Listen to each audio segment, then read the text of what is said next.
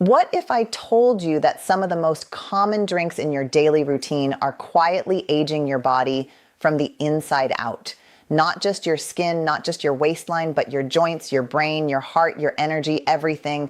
And the scary part is, most people over 60 have no idea. They keep sipping away, wondering why their knees hurt, why they feel exhausted by noon, why their memory isn't as sharp as it used to be. But here's what changed everything for me. I stopped drinking 5 specific things, and within weeks, I started feeling like a completely different person. Lighter, sharper, stronger, like someone had turned the clock back 30 years. Sound dramatic? Maybe.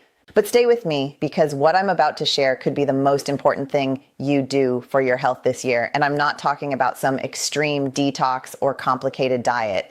I'm talking about 5 drinks, 5 simple swaps, and a transformation that happens quietly, steadily, and powerfully from the inside out. Let's get into it. The first drink I gave up was soda. Yes, even the diet kind. And I know what you're thinking. You've probably heard this before. But I don't think most people truly understand what soda is actually doing to a body over 60. It's not just about the sugar. It's about what happens inside your cells, your joints, your gut, and your brain every single time you take a sip. Let me break it down for you. Regular soda is loaded with high fructose corn syrup, one of the most inflammatory substances you can put into your body.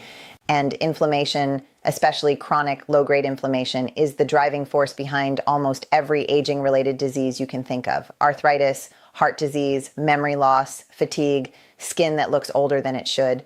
When your body is constantly fighting inflammation, it has no energy left to repair, to regenerate, to keep you feeling young. And soda pours fuel on that fire with every single can. But here's where it gets worse. Like, soda is also incredibly acidic. Your body works hard, constantly hard, to maintain a slightly alkaline environment in your blood. When you drink something as acidic as soda, your body has to pull minerals from somewhere to neutralize that acid. And where does it pull from? Your bones, your teeth, your joints. Over time, this leaches calcium and magnesium right out of the places you need the most, leaving your bones more brittle, your joints more painful, and your body more vulnerable to fractures and breaks. After 60, that is not a risk you want to take. Now let's talk about diet soda, because I know a lot of people made the switch thinking they were being smart. 0 calories, 0 sugar, no problem, right? Wrong. Diet soda contains artificial sweeteners like aspartame and sucralose, and research is stacking up fast showing these sweeteners are anything but harmless. They mess with your gut bacteria in a major way.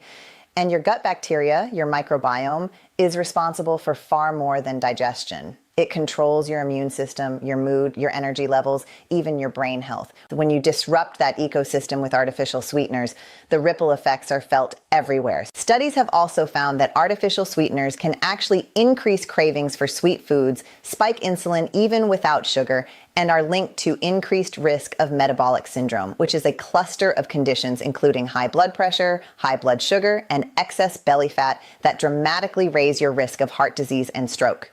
After 60, your metabolism is already working against you. Diet soda makes it harder, not easier. What did I replace it with?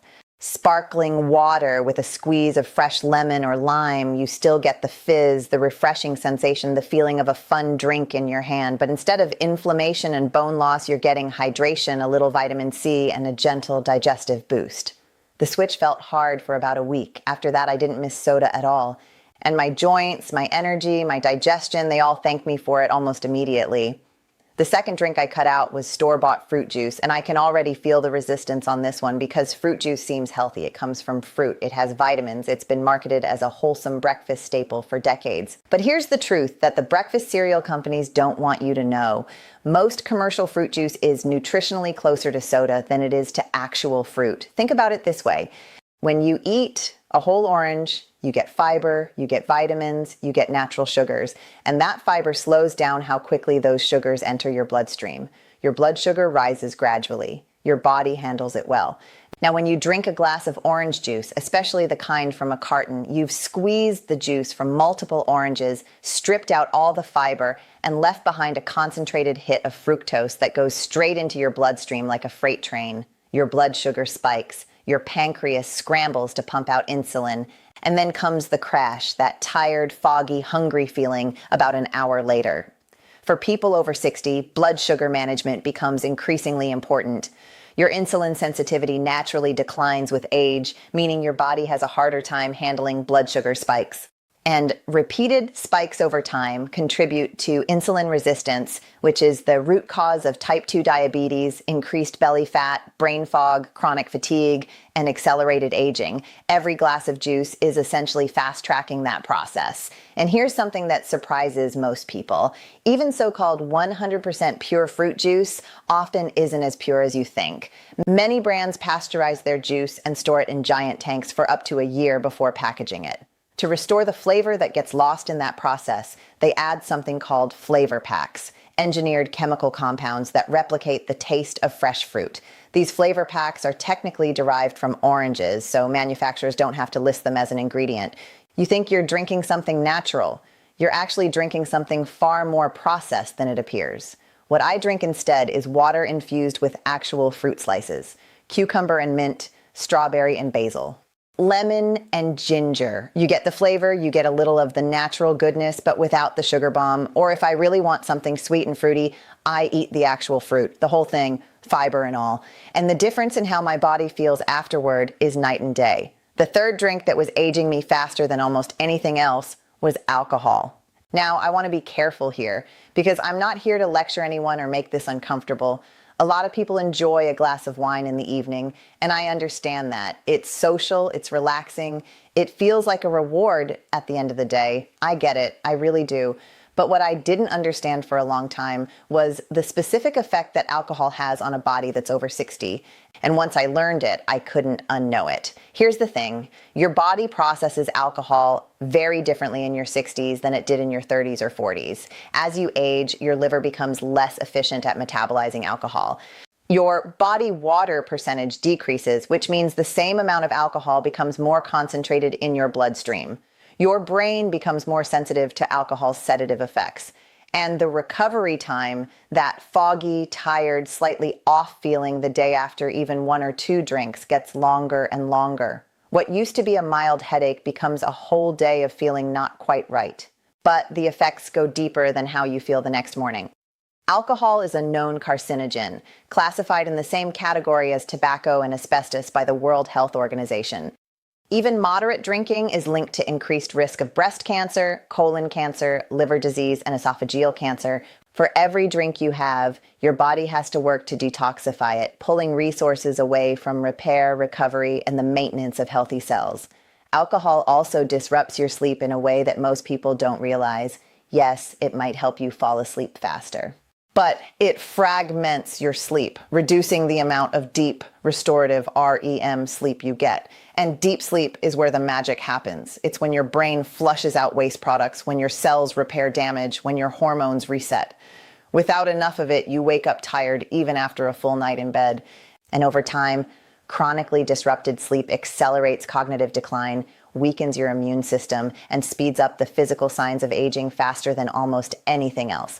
I know cutting out alcohol completely isn't for everyone, and that's okay.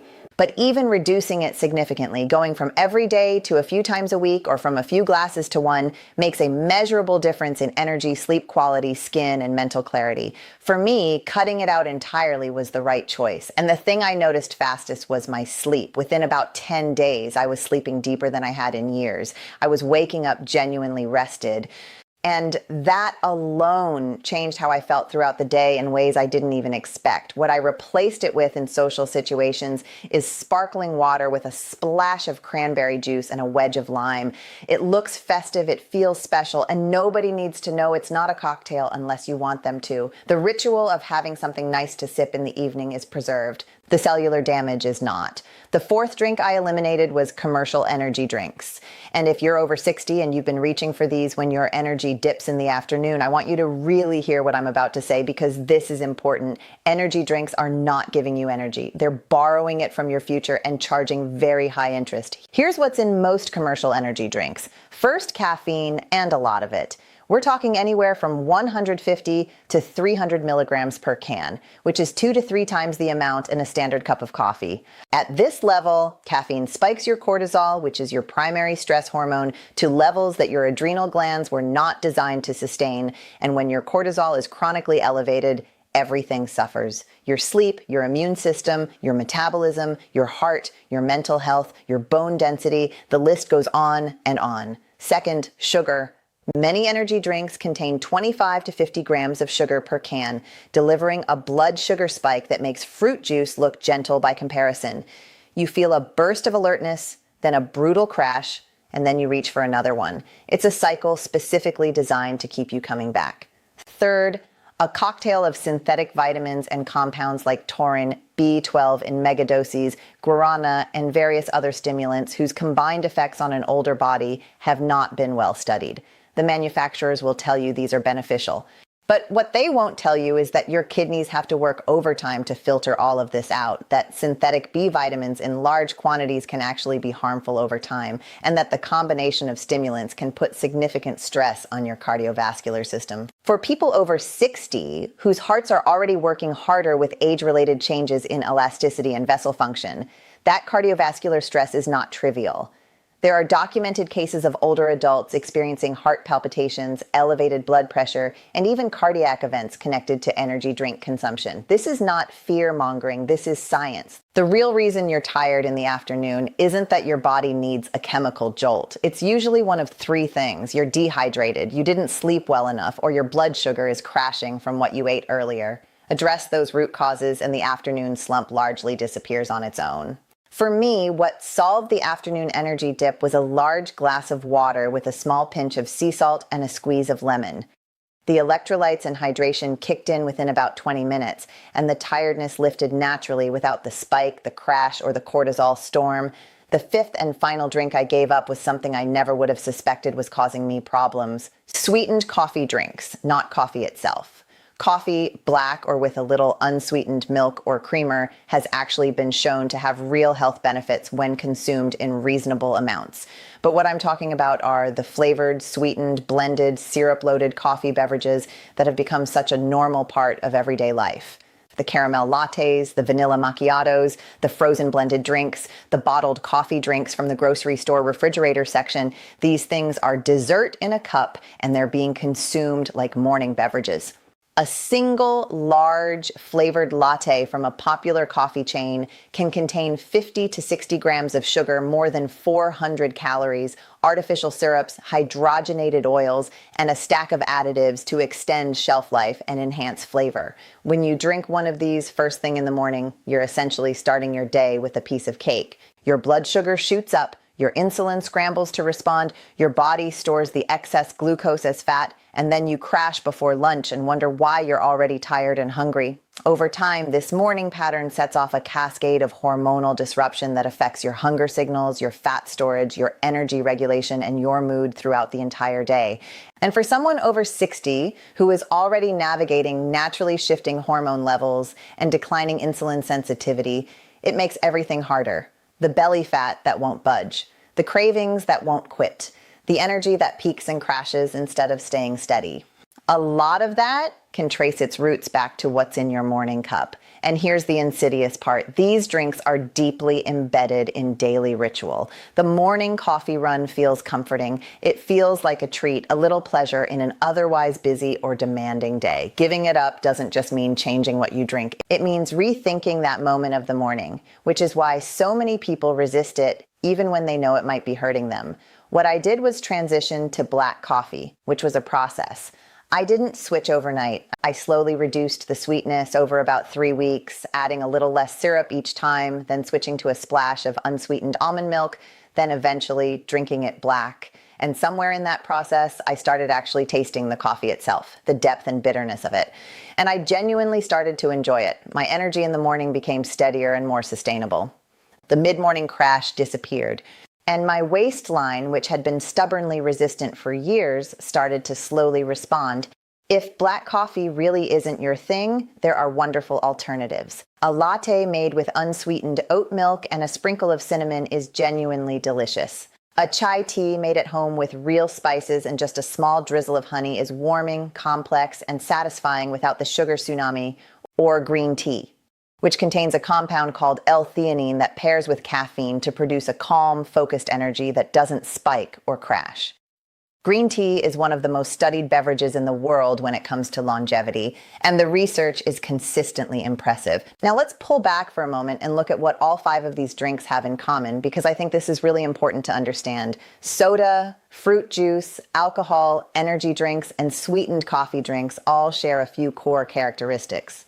They spike your blood sugar, trigger inflammation, disrupt your gut microbiome, interfere with your sleep, overload your liver and kidneys, and drain your energy in ways that become harder to recover from as you age.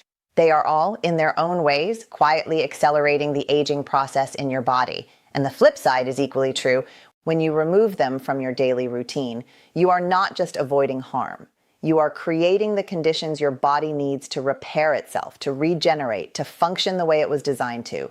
Your cells have an incredible ability to bounce back when you stop flooding them with inflammatory, sugar-heavy, chemically complex substances.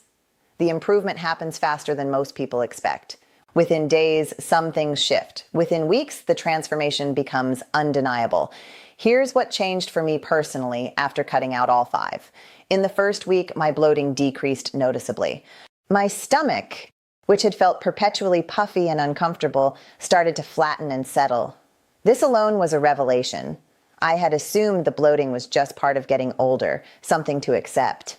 It turned out it was a direct response to what I was drinking. By the second week, my sleep changed. I started falling into deeper, more restful sleep and waking up without that heavy, foggy feeling that had become my normal.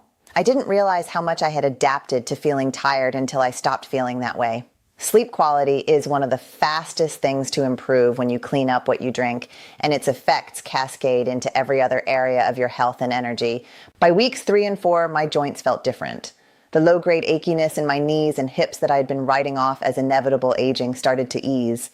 Inflammation in joints is heavily influenced by what you eat and drink. And when you remove the biggest inflammatory triggers, the relief can be surprisingly dramatic. I started moving more freely, more comfortably, almost without thinking about it. And then there were the things that changed more slowly, but even more profoundly. My skin began to look clearer and more hydrated. The dullness that I had been layering foundation over started to lift from within. My thinking got sharper, more focused, more consistent. The brain fog that had been creeping in, that frustrating difficulty concentrating or finding words, began to clear. And my energy, instead of spiking and crashing and spiking and crashing throughout the day, became steadier, more reliable, more like the energy I remembered having years and years ago. I want to be clear about something. I'm not a doctor and I'm not prescribing anything to you. What I'm sharing is my personal experience and the science that backs it up. If you have specific health conditions or take medications, please talk to your healthcare provider before making significant changes to your diet or drink habits. But I will say this, the science on these 5 drinks is not ambiguous. The research linking sugar, artificial sweeteners, alcohol, stimulant overload, and processed additives to accelerated aging, inflammation, metabolic dysfunction, and chronic disease is substantial and growing. This isn't fringe wellness culture. This is established evidence. And I think the reason more people don't make these changes isn't that they don't have access to this information. It's that change is hard, especially when it involves things that are deeply woven into your daily rituals, your social life, your sense of comfort and reward. The morning coffee drink isn't just a drink. It's a moment of pleasure before the day begins. The evening glass of wine isn't just alcohol. It's the signal that the day is done and you can relax. These things carry emotional weight. Acknowledging that is important because trying to change them without acknowledging that weight is part of why so many people try and give up. So here's what I'd suggest. Don't try to give up all 5 at once. Pick the one that feels most achievable, the one that you sense might be having the biggest impact on how you feel. Make that swap first. Give it 2 full weeks of genuine commitment. Pay attention to how your body responds. Notice the changes, even small ones.